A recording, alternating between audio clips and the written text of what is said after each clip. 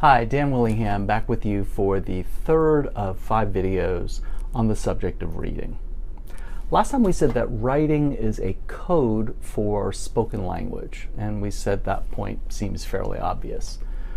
But there's an equally obvious problem if we want to leave it there and say writing is nothing more or less than a code for sound. If writing were just a code for sound, then a sentence like this one shouldn't look funny to us. The sound is just fine. So how do we explain this? How do we explain that for an experienced reader that does look funny? Well, what a psychologist would say is that people don't care just about sound. One of the ways that you read a word like happy is by seeing the specific string of letters H-A-P-P-Y.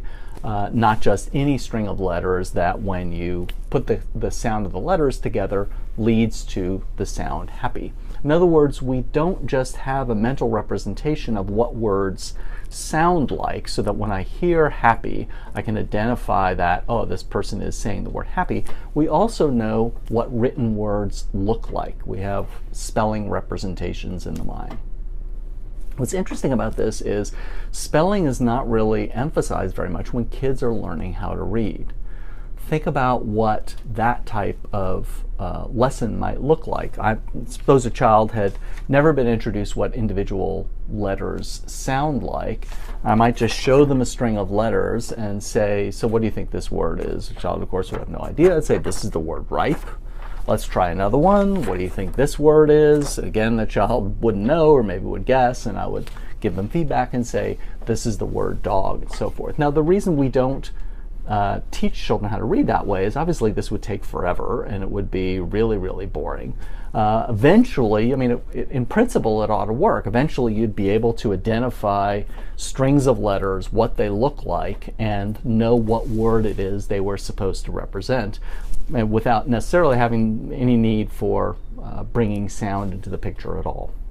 But we don't do it that way. So the question is, how does an experienced reader end up with a mental representation of what words look like? Most psychologists ascribe to the self-teaching hypothesis.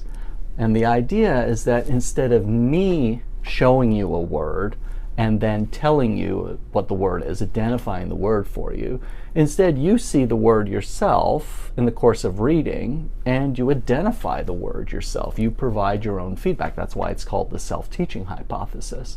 You're able to do that through the sound-based code. So you see the letter string D-O-G, and then because you've learned how to sound words out, you sound out, you say, ah, that's the word dog. Now you've identified the word dog, and now the identity of that word is in the same place at the same time as you're seeing the letter string. So the idea is that over the course of months, with enough experience with specific words, you come to develop a spelling representation for the word dog and all the other words that you read frequently.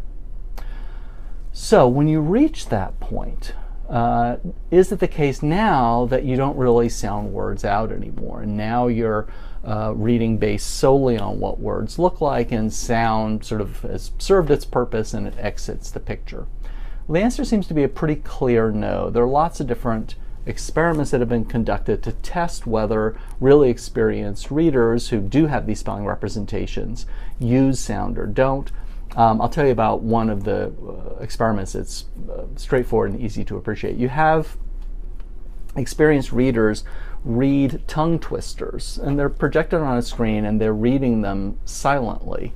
And then you compare the reading speed for tongue twisters to carefully controlled sentences that are equally sort of nonsensical the way tongue twisters tend to be, but that aren't difficult to say. And what you find is people are slower to read tongue twisters even when they're reading silently.